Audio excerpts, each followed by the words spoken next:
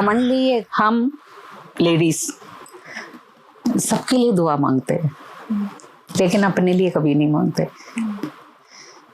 हम जाके बोलेंगे हमारे माता पिता को संभालना, अगर जो वो हमारे बीच अभी नहीं है, लेकिन फिर भी हम कहते हैं उनका आत्मा को शांति देना। हस्बैंड के लिए बोलेंगे, बच्चों के लिए बोलेंगे, सास ससुर का भी जो भी है बोलेंगे, लेकिन कोई भी औरत अपने लिए जाके नहीं बोलेंगे भगवान को कि भगवान मुझे ये करना है, मुझे वो दिला दो, ये दिला दो। आज मैंने तो किसी से नहीं सुना ये चीज, लेकिन टाइम का बहुत कमी है और प्रायोरिटीज चेंज हो गई हैं बहुत ज्यादा, है ना, बिकॉज अब कॉलिंग सबकी जो है इनर कॉलिंग वो डिफरेंट हो गई है, और जो सिखाई जाती है वो एक डिफरेंट सिखाई जाती है। बिल्कुल बिल्कुल। एक्चुअली पूरी सोसाइटी का जो नैरेटिव है वो भी चेंज हो चुका है। बिल्कुल बिल्कुल। तो यही सिखाया जाता है बच्चों को कि भाई अब तुमने बड़े होना है, बहुत पढ़ाई करनी है, क्योंकि तुम्हें बहुत बड़ा ऑफिसर बनना है, और बहुत बड़ा ऑफिसर बन के बहुत पैसा कमाना है, बहुत बड़ा घर बनाना है, बड़ी बड़ी गाड़ियाँ लेनी है। तो एक इतना साइकोलॉजिकल और एक पीयर प्रेशर होता है बच्चों के ऊपर, तो यही नैरेटिव सेट हो गया है। तो हर एक की ये कॉलिंग बन जाती है जी, चाहे नेचुरली हो या ना हो जी। लेकिन अगर हम अपने कल्चर की ओर देखें तो ऐसा नहीं था। जो वर्ण सिस्टम भी आता है वो ये समझकर कि इस पर्टिकुलर सोल की इनर कॉलिंग क्या है, इसके गुण क्या है, इसके स्किल्स क्या है, ये क्या कर सकता है आगे या कर सकती है, उसके हिसाब से उसकी ग्रूमिंग की जाती थी। बिल्कुल। लेकिन अब वो बिल्कुल नहीं है। तो बहुत एक हमें लगता है that we are advancing, but actually we have digressed as a culture. Yes. We have digressed. This is not progress actually. हमने एक रिवर्स वो ले लिया है, बिल्कुल, जिसका हमें एहसास नहीं हो रहा। Maybe we have progressed as a civilization, but we have digressed as a culture. हाँ, क्योंकि हम लोगों का ये कल्चर जो रिचनेस है कल्चर का, वो कहीं ना कहीं मुझे लगा कभी कभी मेरे को भी कुछ चीज़ों में रिग्रेट है, क्योंकि जैसे मेरे को मेरी माँ ने मेरे बचपन में सारी चीज़ें बताई गई थी, जो सिखाए थे, वो मैं अपनी बच्चों के लिए नहीं कर पाई। रीज़न आई वाज वर्किंग, मेरे पास उतना टाइम नहीं होता था। तो कुछ बच्चे एक लेवल के बाद बड़े होने के बाद ना वो नहीं सुनते किसी का। जैसे मैं मेरी मायका में जो मंदिर है वो नरसिम्हा मूर्ति को हम लोग पूजन करते हैं, तो मेरे दिमाग में और दिल में हमेशा लाइक मेरे लैंग्वेज में मैं बता देती हूँ आपकी, एंड नरसिम्हा मूर्ति रक्षकनाय। आपको एक बार और सुनोगे तो समझ आएगा। एंडे मीन्स मेरा, नरसिम्हा मूर्ति रक्षकनाय यानी कि रक्षा करना। रिसेंटली मैंने एक वो पढ़ा, 10 मैरिड लोगों को बिठाया, सबको अलग अलग बिठा कर पूछा गया कि हस्बैंड से अलग पूछा, वाइफ से अलग पूछा है कि तुम कितनी मिलती है तुम्हारी आपस में हैबिट्स। मुश्किल से 3 जनों ने बोला हमारी 3 गुण मिलते हैं, बाकी किसी का कोई गुण नहीं मिल रहा है, बट जी रहे साथ में, कलेश में ही जी रहे। कोई एक दूसरे से खुश नहीं है पर निभा रहे। वहां पे शायद वही वर्ड सही है, निभा रहे। तो हम लोग क्यों बाहर निकल के कुछ करने लगते हैं, लेडीज स्पेशली बाहर निकलते हैं कुछ, क्योंकि जो हम अगर घर ही बैठे रहेंगे, हमें भगवान ने जो भी दिया है लेके वापस चले जाएंगे, क्या फायदा। वो आम्रपाली का जो प्ले हाँ जी हाँ, आपको बहुत पसंद आया? मुझे बहुत पसंद आई। मैं ना ऐसे इमोशनल हो गई मैं क्योंकि जब बच्चों ने वो प्रस्तुति किया ना, तो मुझे लगा देखो यही बच्चे, इनके हाथों में हमारा फ्यूचर, मुझे जो लगा जो भविष्य है हमारे, बहुत ही सुरक्षित है। बधाई हो आम्रपाली, आपने हमारे वज्जी राज्य का मान बढ़ाया है।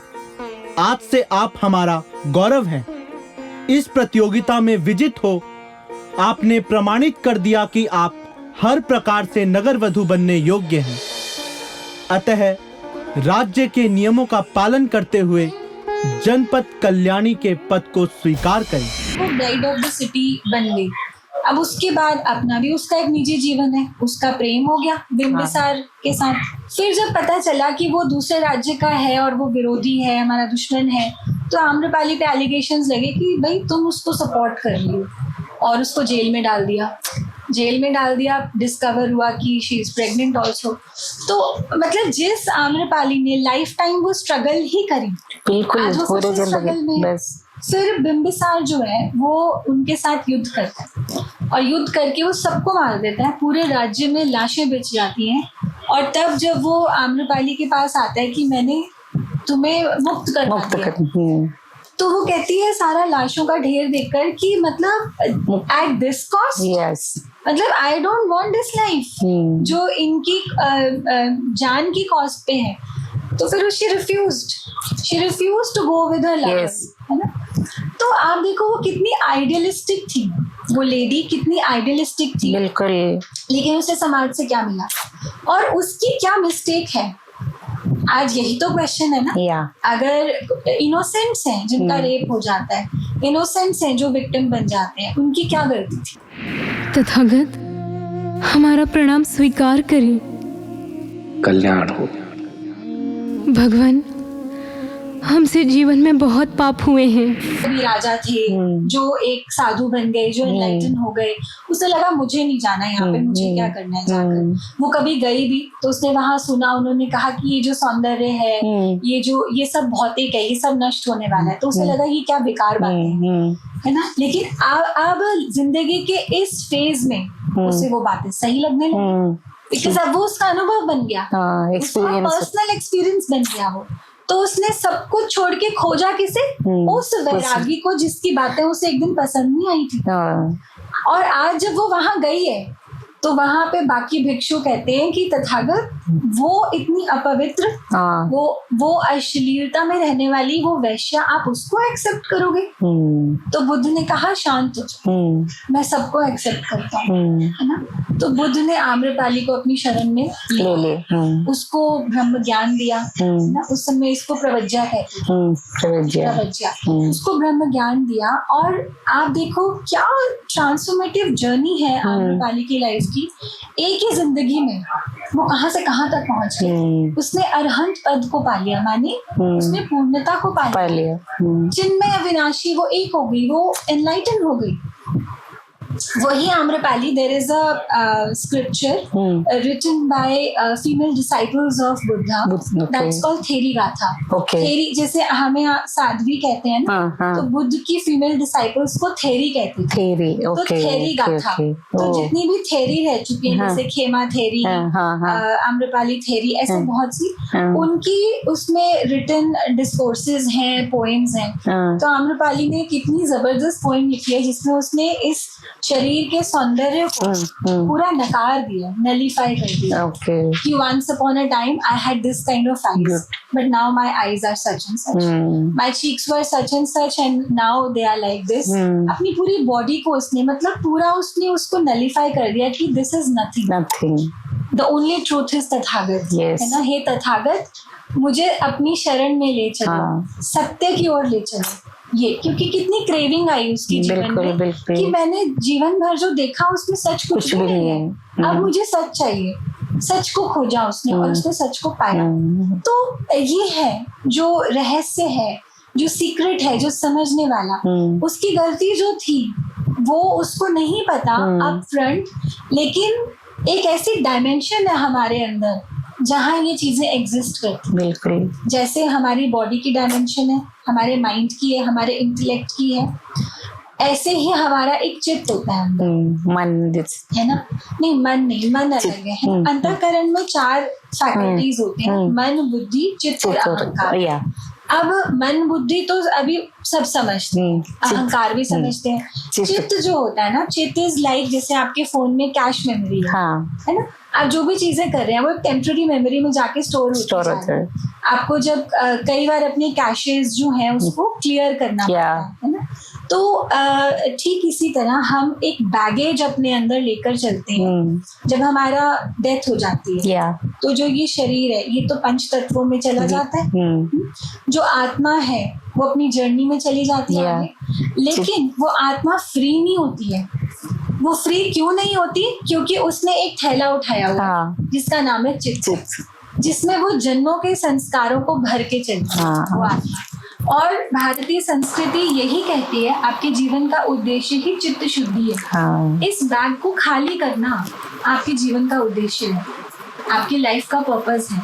अब जो भी कुछ आ रहा है, बुरा आ रहा है, अच्छा आ रहा है, सब कुछ। एक किसी ने बच्चे के साथ एक गेम खेली, उसने कहा कि मैं तुझे रोज वो दूंगा, कुछ आलू दूंगा, हाँ तो तू वो ले ले, और जब तुझे किसी पे गुस्सा आए, है ना, तो तू एक आलू उठा के बैग में डाल देना। हाँ। जब तुझे कुछ अच्छा लगे तो एक आलू उठा के डाल देना।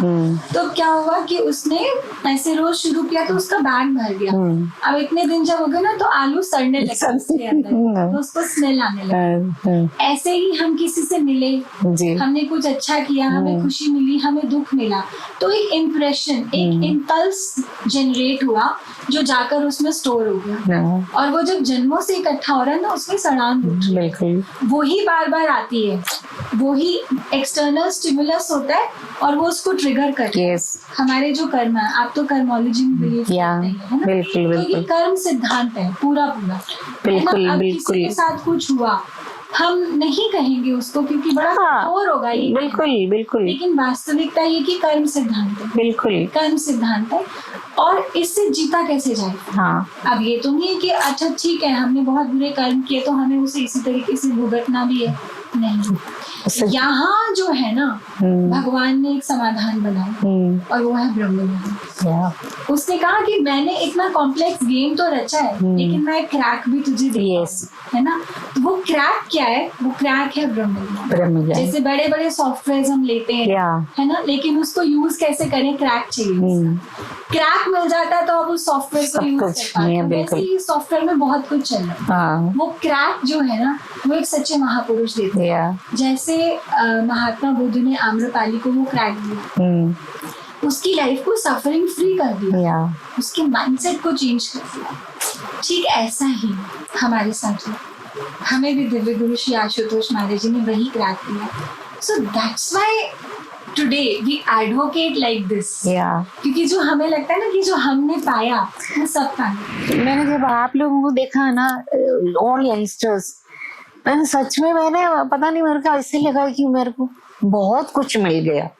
क्योंकि मेरी एक वो रहती है कि मैं बिलीव ही वही करती हूँ, जो बदलाव हम नहीं ला सकता वो बदलाव आप लोग लाएंगे। आप बहुत अच्छा काम कर रही हैं समाज में। और हमने कॉन्स्टिट्यूशन क्लब में जो कॉन्फ्रेंस की, उसका उद्देश्य यही था कि हम सारे सोसाइटल प्लेयर्स को, स्पेशली जो दिल्ली को चलाने वाली नारी शक्ति है, हम उसे एकत्र करें और हम उसे एकत्र करके हम मिलकर अब कुछ काम करें। तो हम ये जानते हैं आप सबकी अपनी अपनी स्ट्रेंथ्स हैं, अपने अपने डोमेन्स हैं। जैसे संगीता जी से मिले तो उनका एक अपना डोमेन, आपका एक अपना डोमेन है। तो जिसका जो डोमेन है वो उसमें, आप उसमें बहुत अच्छे हैं। हम चाहते हैं कि हम थोड़ा थोड़ा अलाइनमेंट सबके साथ करें। गुरुभ्यो नमः।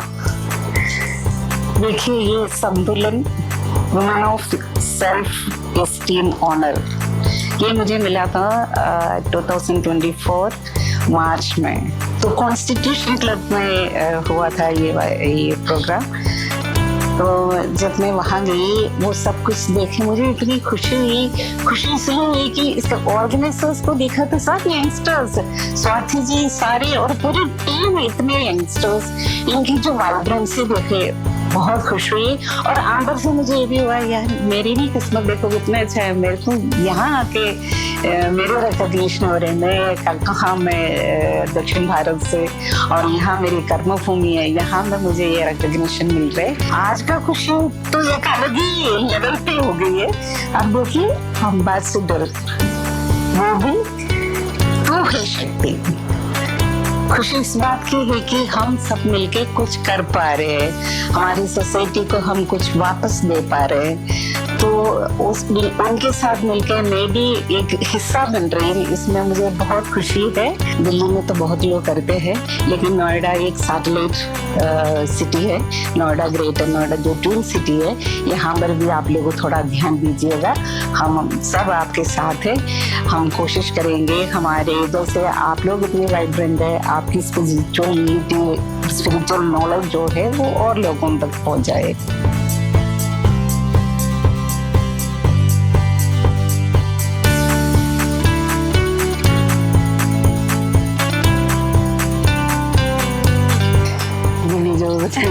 जागृति अभी हाथ लगाए स्वामी जी।